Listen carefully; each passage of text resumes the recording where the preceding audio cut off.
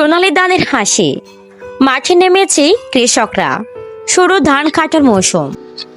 বিশেষ করে উত্তর ও দক্ষিণ অঞ্চলের জেলাগুলোতে মাছ ঝরে চলছে ধান কাটার প্রাণ সঞ্চলা। কৃষক কৃষানীরা ভোরবেলা থেকেই মাঠে নেমে পড়ছেন।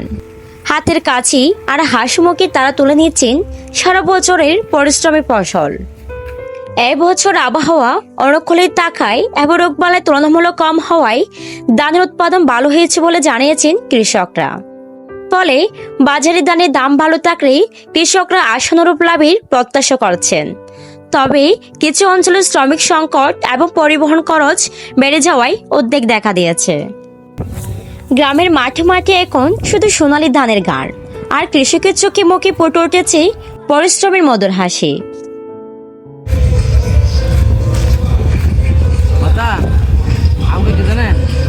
চলুন কৃষকের মুখ থেকে শুনে আসি এবারে ধান চাষ কেমন হলো।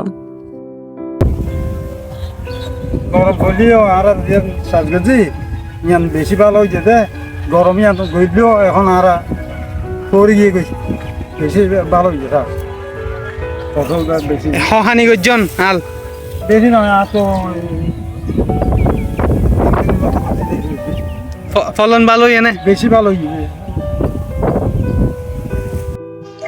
গত বছর আল সারাদিন হানি, এবছর দেড় হানি বাড়া গেছে। এবছর আল করছে ভাত খানি।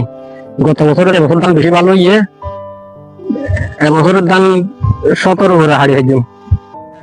খুব সুন্দর ধান এবছর ধান বেশি ধান নয় না।